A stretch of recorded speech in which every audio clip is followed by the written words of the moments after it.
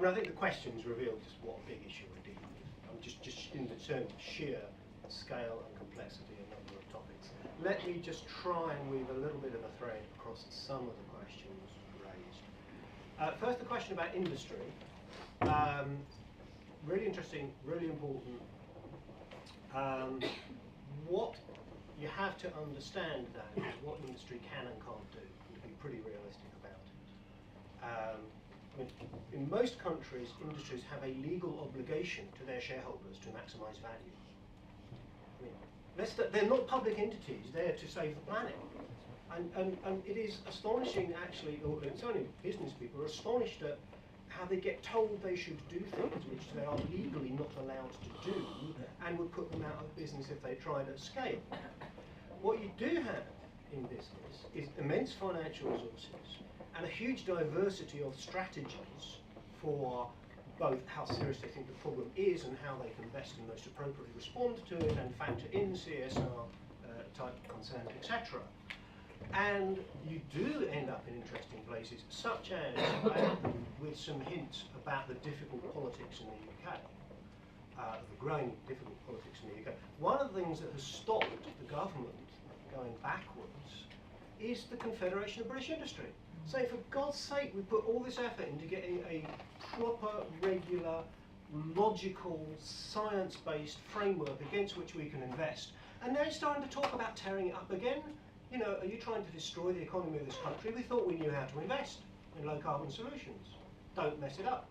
That's the business view. Regulatory certainty is one of the most valuable things for business.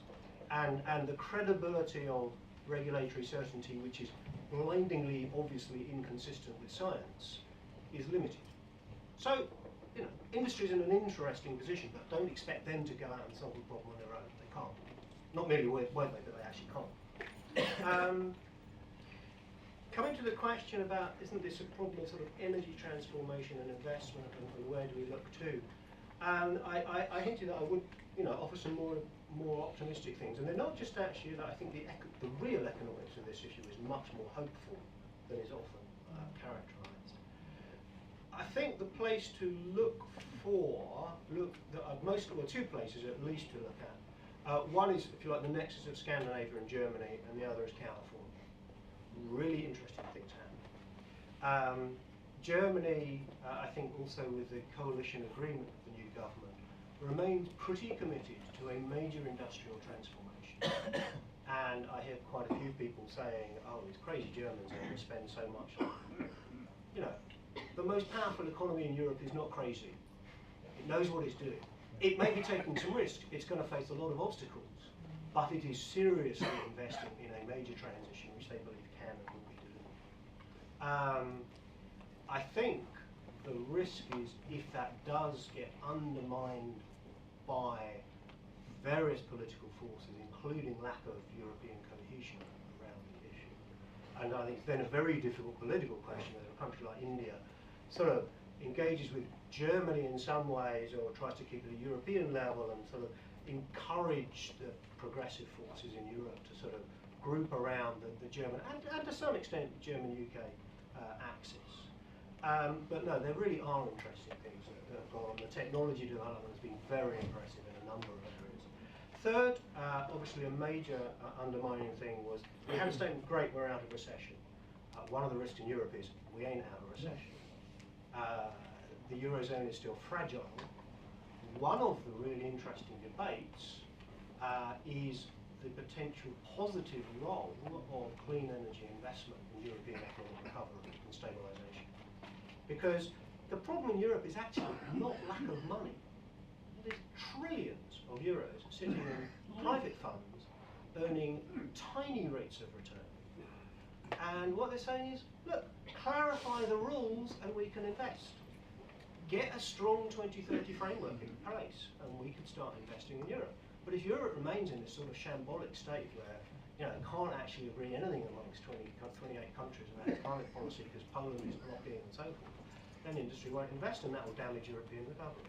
So I think that argument is gaining traction more slowly than I'd like, but I think increasing numbers of economists are recognising that actually what Europe is facing is an investment problem and the instability in public policy, particularly in infrastructure sectors like energy, is part of the problem. Finally, if I may,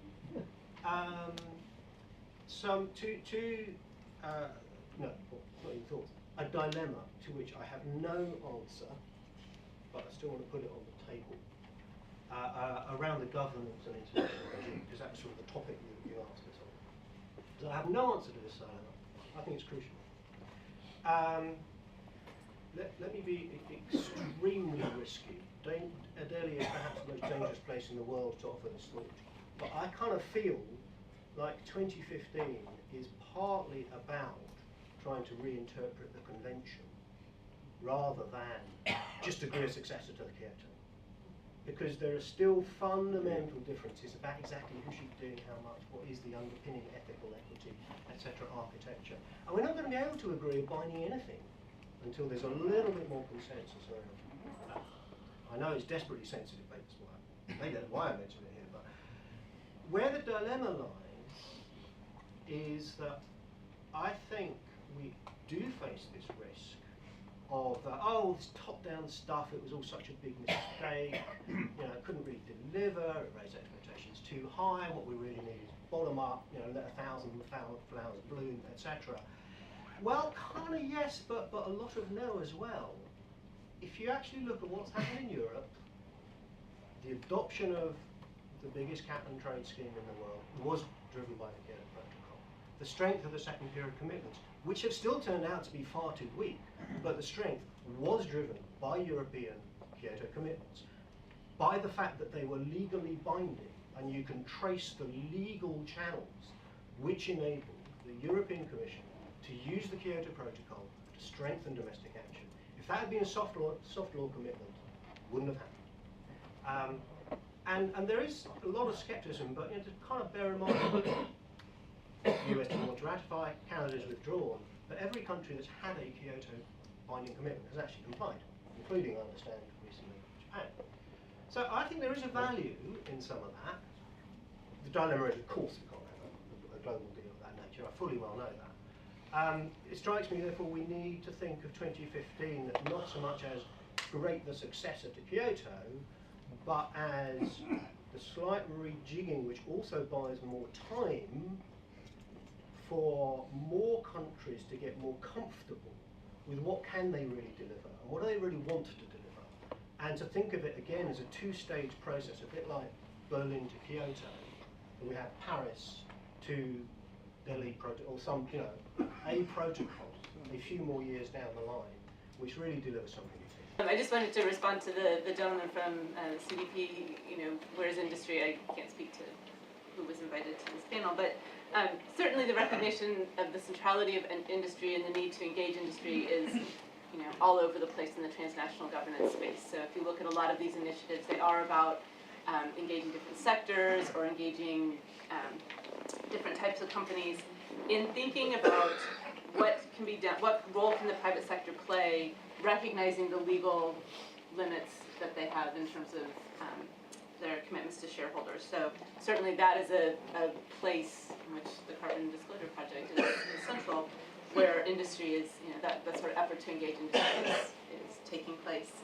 And the changing of energy systems, at least in the US experience, I think the adoption of renewable portfolio standards by states, as well as a federal wind production tax credit, have been really important in sort of reshaping investment in the renewable sector. And so, those are a couple of successes but they're also fragile. Once the wind production tax credit goes away, there's a lot of concern about what's going to happen to the wind industry.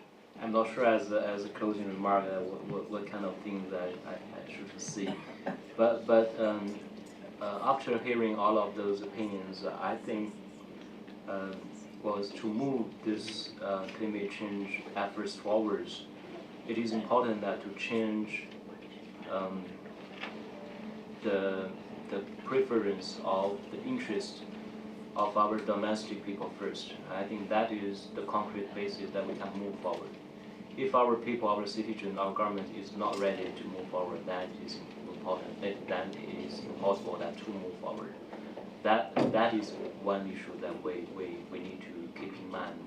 And that is also why in the recent debate in China that we focus more on the benefit of the climate change action, because of was the traditional idea is to frame this debate on climate change as a cost sharing issue, and that really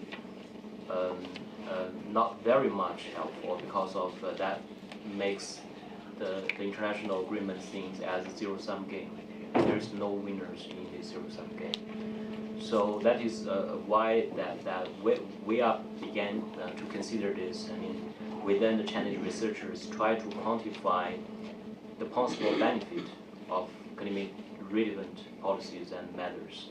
If those benefits can compensate our costs, and then we have the basis and we can persuade our citizens, our industries, our government that to move towards more ambitious mitigation goals. And this kind of mitigation goals can contribute to the global efforts to resolve this global issue. So I do think that we have a lot of homework need to be done. And we need to do this homework better, quicker, and faster with those well-done framework, and then we have the basis that to establish an international agreement which bring all of our domestic interests together with the international needs. I think that is the possible option we should work on to resolve all of those issues. Thank you. I'm going to start by my, I shouldn't say my former minister, because she's still the minister, but I'm no longer her advisor. But she always asks very difficult questions. One of them, I think, was going to that, was like, she asked me, why are we discussing new market mechanism? Isn't that a flexibility mechanism for commitments? Where are the commitments for which we're negotiating? You know, those are the types of questions she sometimes asks. And the sense that I got from the African Ministerial Conference on the Environment, just before the Warsaw COP, was in a similar tone from the rest of African ministers, primarily from East Africa and Central Africa, by the way. Because the questions that they were raising, it goes to the policy questions. You know, what sort of policy can stimulate the global transition? You know, because the sentiments that they were sharing was that Japan responded to the nuclear disaster.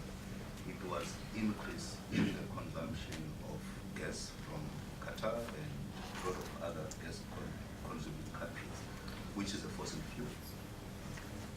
Gas is a fossil fuel. And I think in the case of the US, again, it has been mentioned that shale gas has been part of the equation.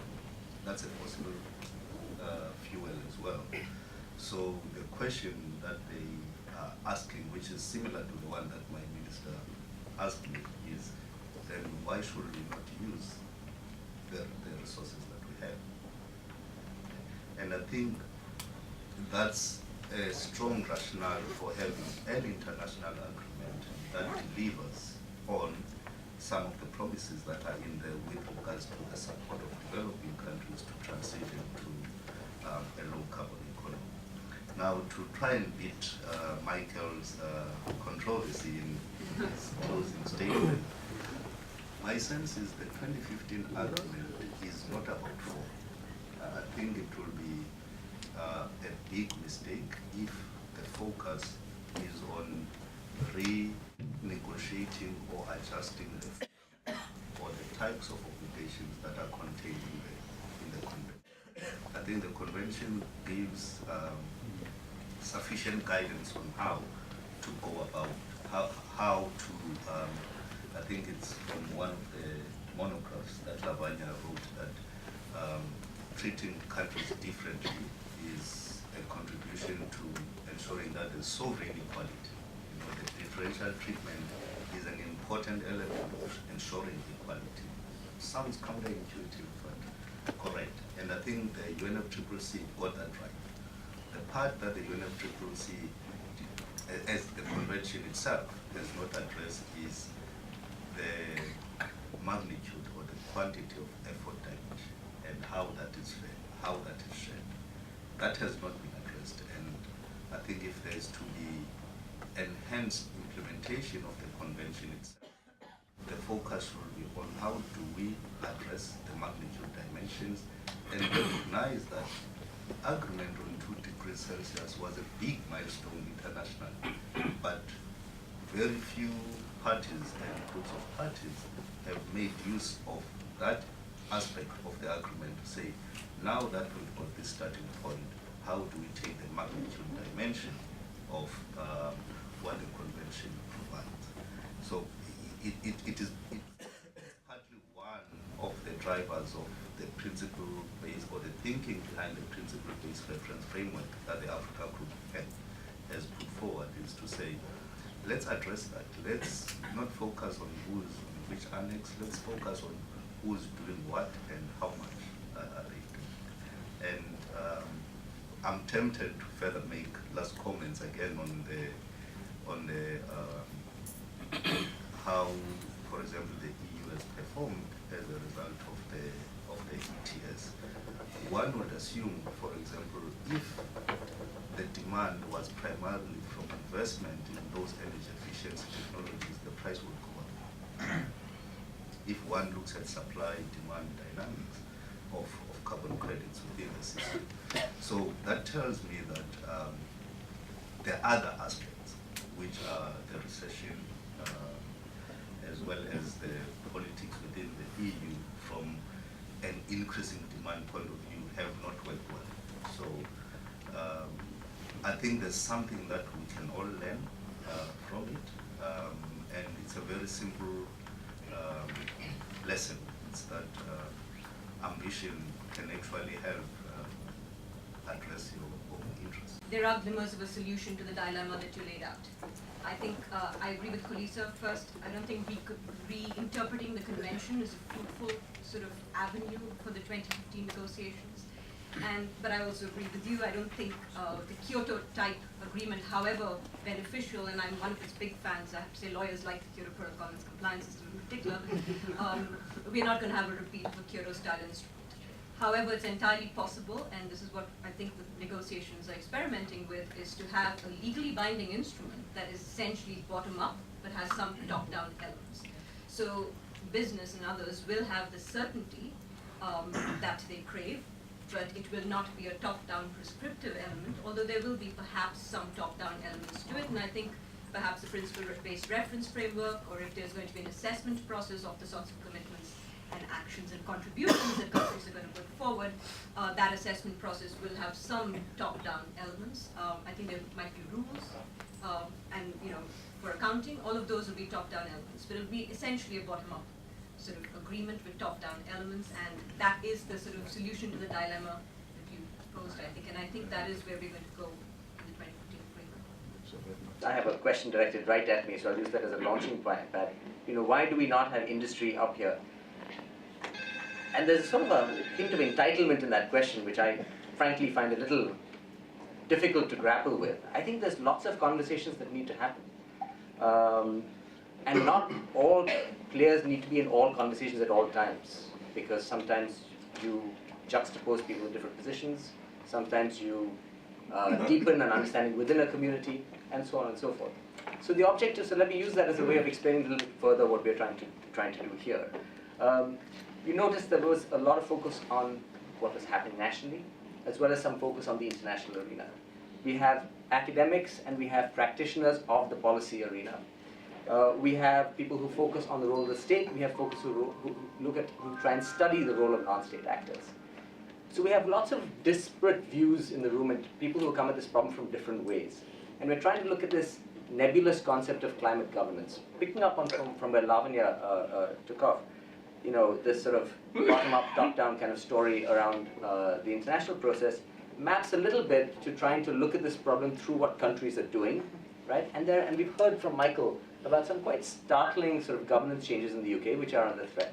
We've heard from Teng about... Not seriously yet. Not Don't seriously get yet. the wrong impression. We've heard from Michael about some serious governance changes that are very complicated in terms of their future. And we have heard from Teng about local drivers leading to extraordinary shifts in policies. I mean, a coal cap. You know, those of us who've been in this business for a while, not so long ago, it would have been inconceivable to think that China would sort of casually be talking about a coal, well, maybe not so casually, but nonetheless, talking about a coal cap. How did this happen? Ambassador Saran told us about what India had done. Lots of us, myself included, were critics of the National Action Plan when it came out, and I've been pleasantly surprised because things like the solar mission and the National Mission on Enhanced Energy Efficiency have opened spaces for creative bureaucrats, led to coalitions of industry and NGOs pushing things through doors. So things are happening in interesting ways, but the sum total of those effects is probably not going to be enough. And so we have to find a way to think about how all of those things that are happening, understand them better, and think about how they articulate with the international process. Because it's only through the international process that we will have some sense of whether we're on track, whether we will have some mechanism of ratcheting things, whether we will have some mechanism of dealing with inequity and finance and what the convention process, the convention junkies somewhat cryptically call means of implementation.